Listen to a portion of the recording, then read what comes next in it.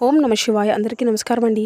ఈరోజు ఈ వీడియో ద్వారా మీనరాశి వారి యొక్క జాతక ఫలితాల గురించి తెలుసుకుందాం. వీరి యొక్క జీవితానికి సంబంధించినటువంటి ప్రధానమైనటువంటి అంశాలు ఏమిటి, అదేవిధంగా 2025 సంవత్సరం డిసెంబర్ నెల 22వ తేదీ సోమవారం యొక్క జాతక ఫలితాలు ఈ యొక్క రాశి వారికి ఏ విధంగా ఉండబోతున్నాయి, రేపటి రోజున మీ యొక్క దిన ఫలితాల ప్రకారం ఉదయం 10 గంటలకల్లా 3 శుభవార్తలు అయితే మీరు వినబోతున్నారండి.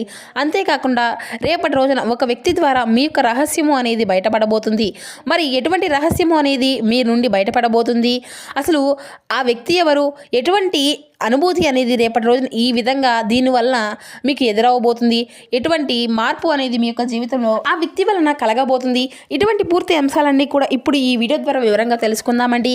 ఇక అదేవిధంగా మీ యొక్క జీవితంలో జరగబోయేటువంటి శుభ అశుభ పరిణామాలు అనేవి ఏ విధంగా ఉండబోతున్నాయండి, తీసుకోవాల్సినటువంటి జాగ్రత్తలు ఏమిటి, అదేవిధంగా ఏ విధమైన మార్పులు అనేవి మీ యొక్క జీవితంలో రేపటి రోజున చోటు చేసుకోబోతున్నాయి, ఇటువంటి పూర్తి అంశాలన్నీ కూడా ఇప్పుడు ఈ వీడియో ద్వారా వివరంగా తెలుసుకుందామండి. కాబట్టి మా వీడియోని ఎక్కడ కూడా స్కిప్ చేయకుండా చివరి వరకు చూడండి. అప్పుడే మేము ఏం చెబుతున్నామో మీకు పూర్తిగా అర్థమవుతుంది.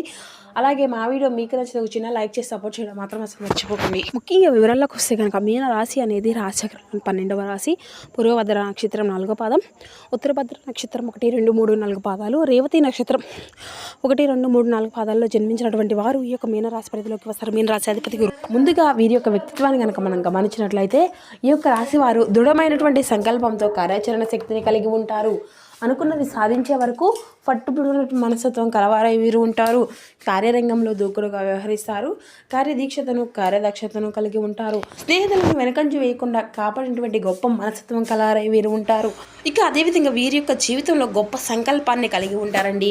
దానికోసం ఎంత దూరమైనా వెనతిరగకుండా ముందుగా వీరిలోటువంటి మంచి గుణాలు కనుక మనం గమనించినట్లయితే బోల్డ్ ఉన్నాయని చెప్పాలండి. వీరికి తెలివితేటలు ధైర్యం అధికంగా ఉంటాయి. ఏ పని చేసినా చాలా తెలివితో చేస్తారు. ఏ సమస్య వచ్చినా చాలా ధైర్యంగా ఎదుర్కొంటారు. ఇప్పటి వరకు కష్టపడుతూనే పెరిగారు. ఎన్నో బాధలను పడ్డారండి. ఏ పని చేసినా ఎన్నో నష్టాలను ఎదుర్కొన్నారు. జీవితంలో డబ్బును బాగా సంపాదించాలి అని అనుకుంటారు. దానికోసం ఎన్నో కష్టపడుతూ ఉంటారు. అయినా వీరికి మంచి జీవితం అనేది ఉంటుందండి. ఈ యొక్క రాశి వారికి రేపు రోజున శుక్రగ్రహం యొక్క ఆశీర్వాదాలతో పాటు శనిగ్రహం యొక్క అనుగ్రహం కూడా వీరిపైన అధికంగా ఉండబోతుంది. దానివల్ల వీరికి బాగా కలిసి రాబోతుంది. ఏ పని చేసినా మంచి లాభాలు గట్టించుకోగలుగుతారు. ఎటువంటి ఆటంకాలు అనేవి జరగవు. డబ్బు పరంగా బాగా కలిసి వస్తుంది. ఇంట్లో సంపదలు పెరుగుతాయి. అప్పుల బాధల నుండి విముక్తి లభిస్తుంది. మంచి శుభవార్తలను అయితే వీరు వినబోతున్నారండి. కుటుంబంలో ఉన్నటువంటి ఇబ్బందులు అన్నీ కూడా తొలగిపోయాయి.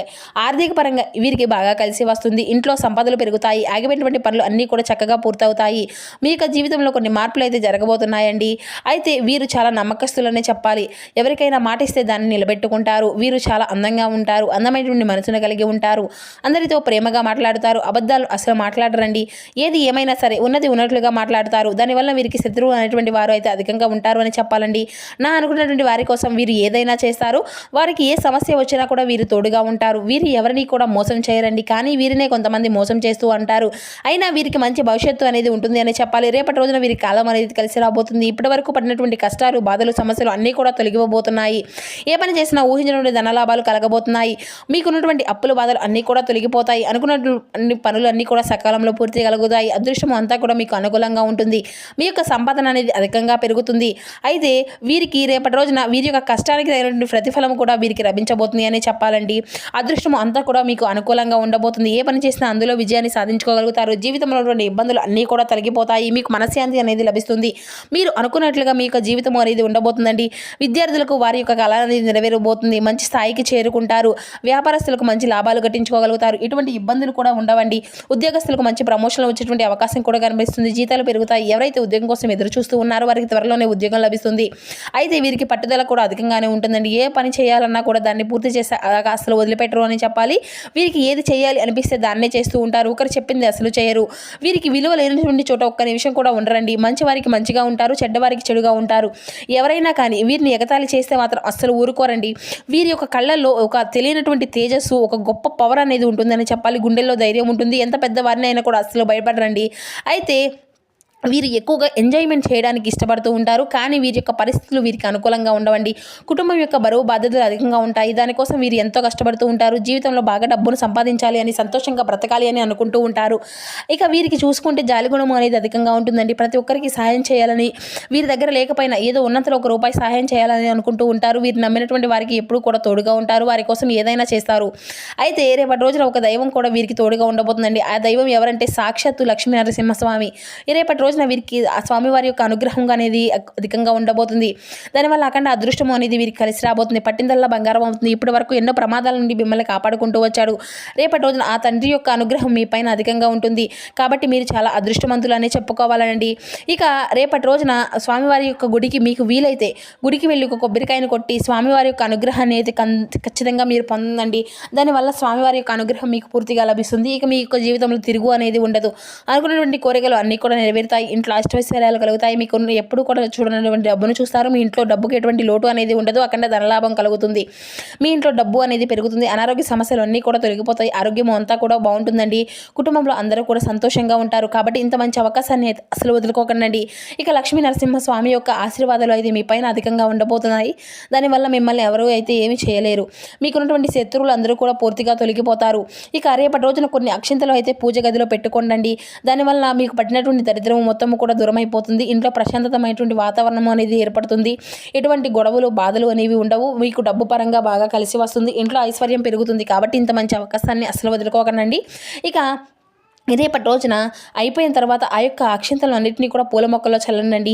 ఇక తొందరపడి ఎటువంటి నిర్ణయాలు కూడా తీసుకోకండి. దానివల్ల మీకే నష్టం జరిగేటువంటి అవకాశం అయితే కనిపిస్తూ ఉంది. కాబట్టి ఎవరు ఏమైనా సరే అంతా కూడా బాగా ఆలోచించి ఎటువంటి నిర్ణయాన్ని కూడా తీసుకోండి. దానివల్ల మంచి లాభాలు గట్టించుకోగలుగుతాయి. ఇక రేపటి రోజున కొన్ని ప్రయాణాలు అయితే జరగడం జరుగుతుందండి. కాబట్టి కొన్ని ప్రయాణ విషయంలో అయితే తగినటువంటి జాగ్రత్త మీకు అవసరం అని చెప్పాలి. ఇక రేపటి రోజున మీకు వీలైతే పేదవారికి అయితే ఆహారం దానం చేయండి. దానివల్ల ఎంతో పుణ్య ఫలితం లభిస్తుంది. సర్వదేవతల యొక్క అనుగ్రహం మీకు లభిస్తుంది. మీ జీవితంలో ఉన్నటువంటి దోషాలు అన్నీ కూడా తొలగిపోతాయి.